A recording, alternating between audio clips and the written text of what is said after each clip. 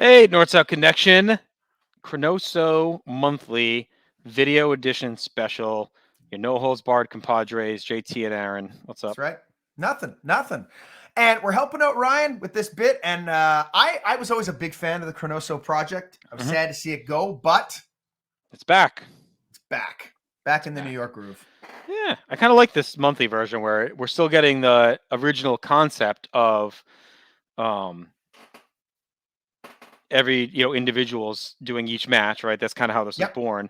But it's kind of cool that instead of the daily hitting the feed, you kind of just get that compressed into one show a month. And what you're doing is been one concept of each one a month hitting the video feed. So what Ryan asked us to do, since it's Survivor Series 87, there's less matches, he tried to get a little creative. He asked us to take the 10 teams that are in the 20-man tag team match at Survivor Series 87 and rank them. He didn't give any other info or clues or hints as to what he was thinking with that. And I don't know what to do. And so we're going to do tier list format, which we've been doing a lot of here. But he kind of left it open. So I have a question for you. Should we be ranking these teams all time? Or should we rank them within their standing when this match occurred in November of 1987? Because this is the show we're talking about on this ChroNoSo this month, is that this is the show. So I believe we should rank them like in the tiers to where they were on the card in November of 87 at that time. So like rank them as like the most important to least important, or we could do work, or whatever you want to do, favorite to least favorite. We can talk about that. But do you agree that we should do the snapshot in time? I think no matter what, you shouldn't ask me what I want to do, then give me your answer. Oh, shut up. No, I agree. It's what we should do. I think we should do it. Don't be grumpy. Don't be grumpy. Love it. Don't be grumpy. Listen, on a day where I got 75 voice messages about a podcast, it was back and forth. I don't want to hear more. Well, you should have done this about planning this show. Do you understand me? Yeah. Does that get across to you clear enough? When you plan things, let's just do this. Well, what do you want to do? No, I think it's good. I think we kind of talked about it off air, but I think if we do rank it all time, it is too easy. It's just demolition. Yeah. You know what I mean? They're number one, clearly. So I think there's probably there's more debate in where they are then, because some teams are on the decline, some are on the rise. And are we taking into account their performance in the match? No. I think we should just say going into the show, maybe like where the standings were in the ranking at that time. I think the question to me is, what do you want to base that on? Do you want to base it on just skill as a tag team? Do you want to base it on push and standing? Do you want to base it on personal preference? Well, let's just do a mix of all three and figure it out. All right. Let's say me and you were tasked by the booking committee to create the order of elimination in this match based on how we want to book the match. How about that? Okay, and then we get to decide the winners. Wait, here's the problem. Here's the problem with that.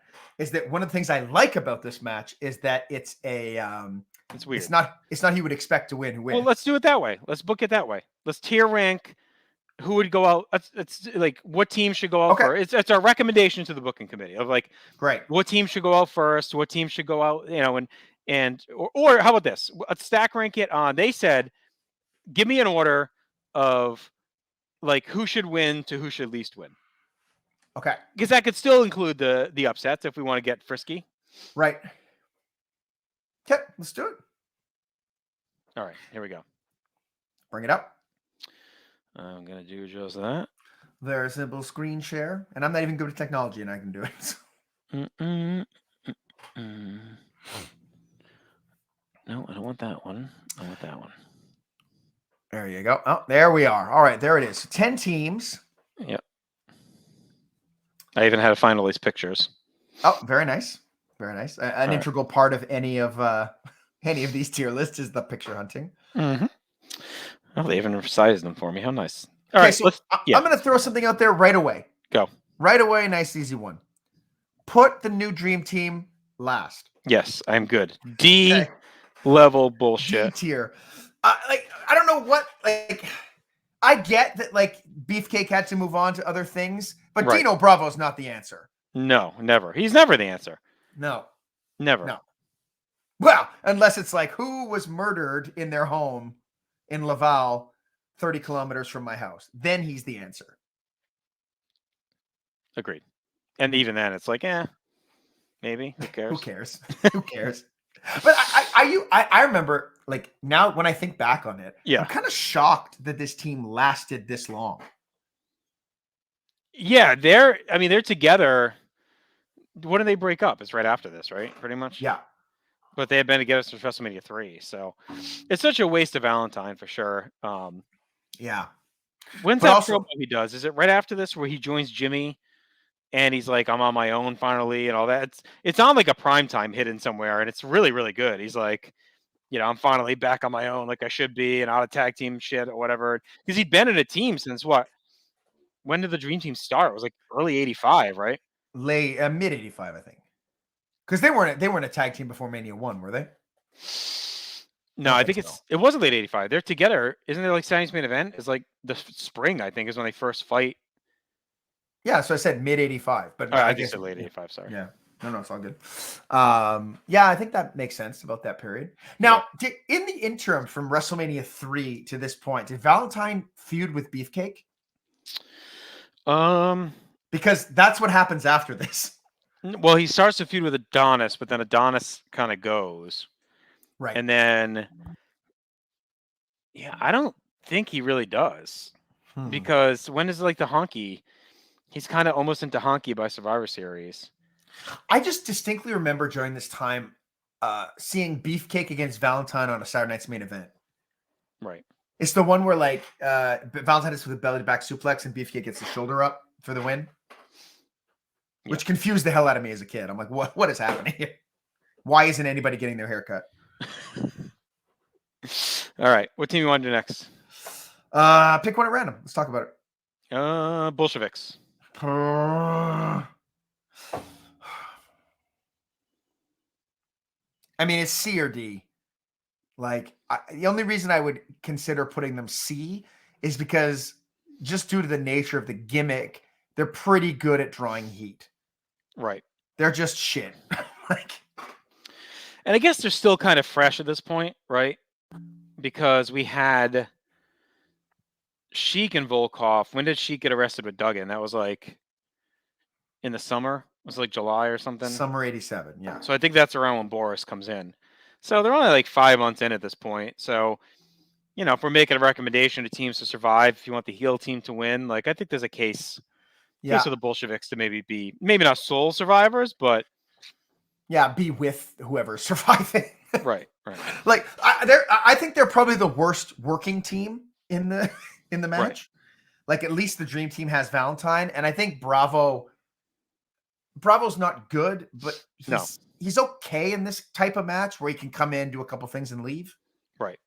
So yeah, I think they're probably the worst working team, but like they're a great team to feed to a team like the Powers of Pain. You know that's coming in. Like, yeah, they have more value than the Dream Team does at this point, I feel. Yeah, well, and a lot of the value being crushed in the Dream Team is that Valentine is so valuable as a solo. Yeah. And it's like, so we're kind of wasting him in this role. He seems a little uninterested in the role.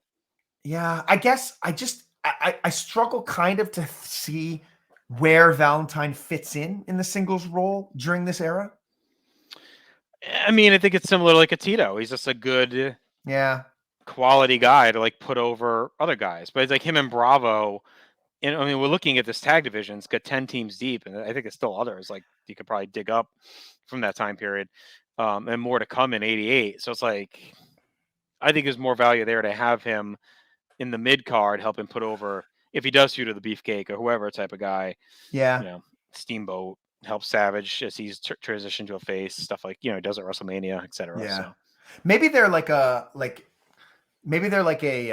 kind of a victim of the tag division getting really hot.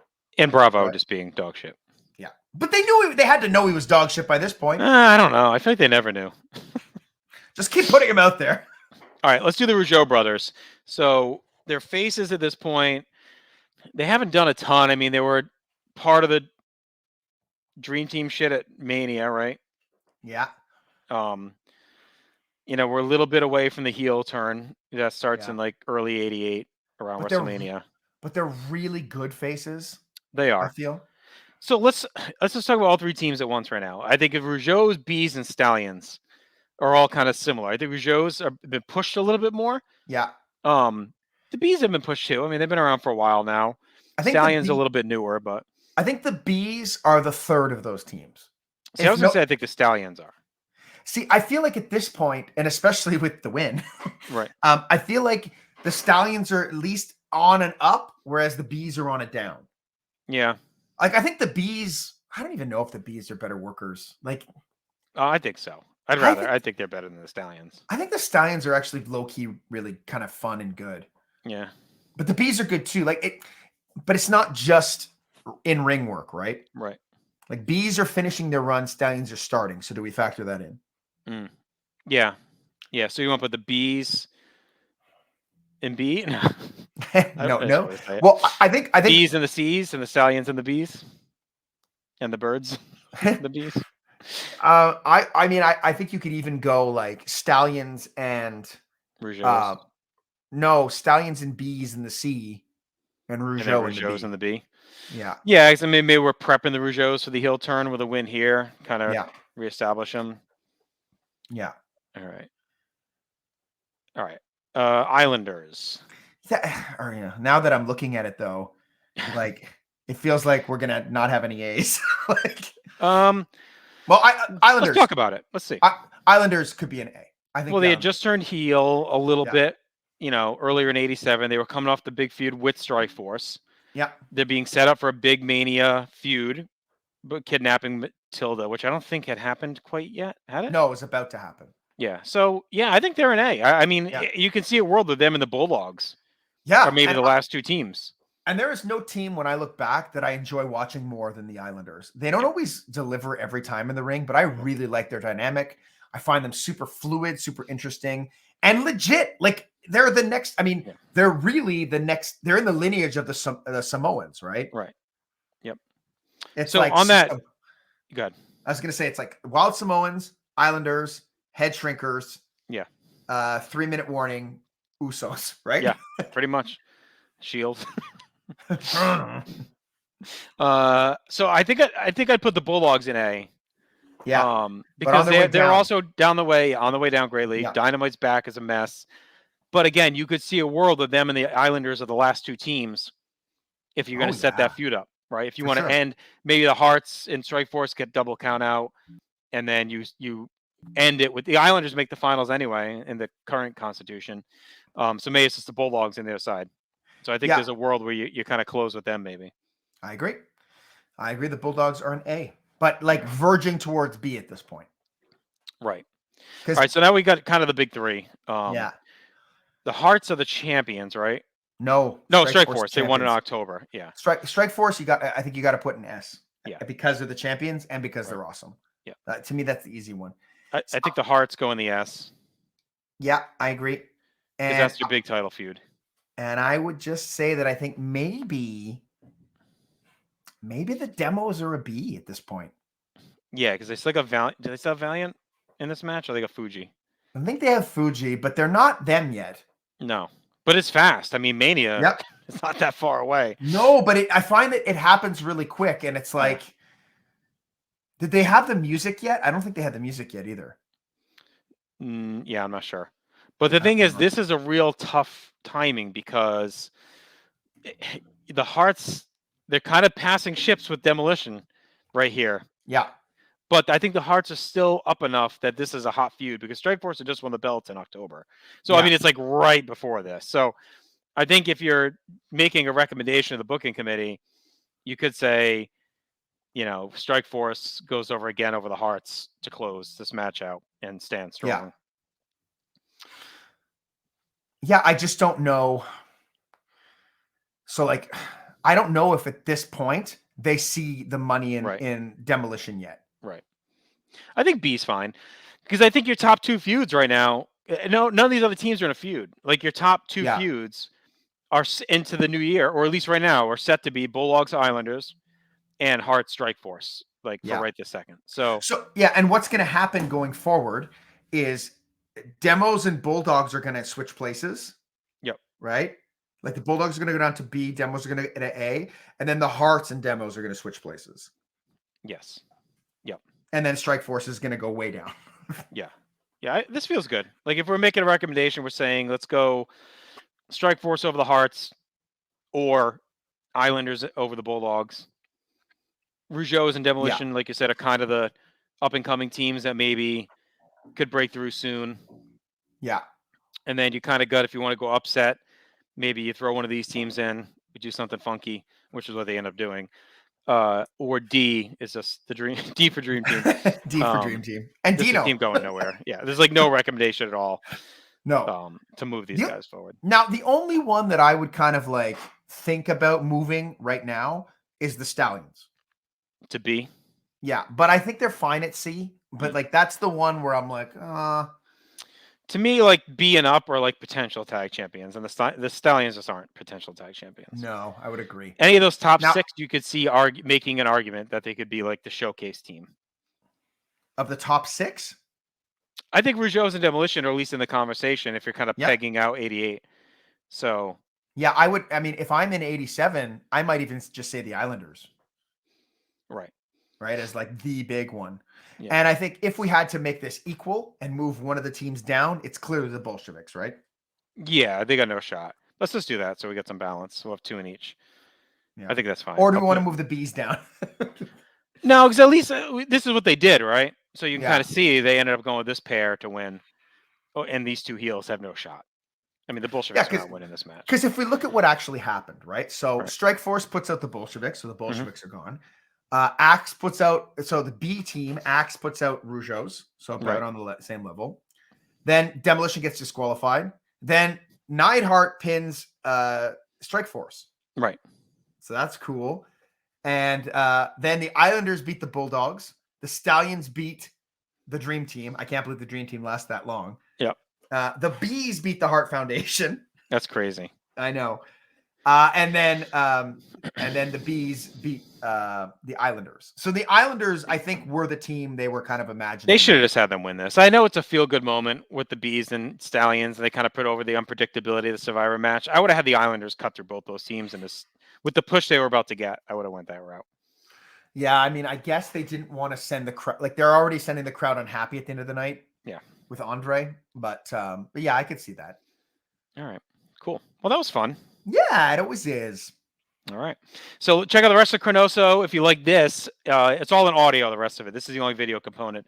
The rest of ChroNoSo Monthly covering all of Survivor Series 87, match by match and segment by segment, with all the different voices from North-South Connection will be on the audio podcast feed by the time you're watching this for sure. Sure. And thanks, Ryan, for throwing this our way. It was a lot of fun. Yeah. Yeah. You can find us every Saturday, Aaron and I together, No Holds Barred, video and audio. You can also check out all of our content, northsouthconnection.com. We do all kinds of stuff. Follow us on social as well. Facebook, Twitter, Instagram. Smash it. TikTok. Crescent kick that subscribe button. All right. We're out.